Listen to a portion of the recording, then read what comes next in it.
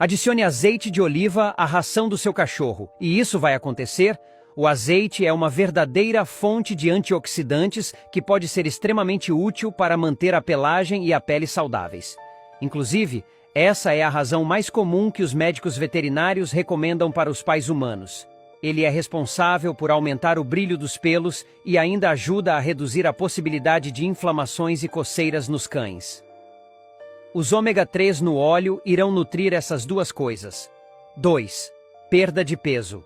As gorduras monoinsaturadas do azeite ajudam a quebrar as células de gordura e reduzem o colesterol,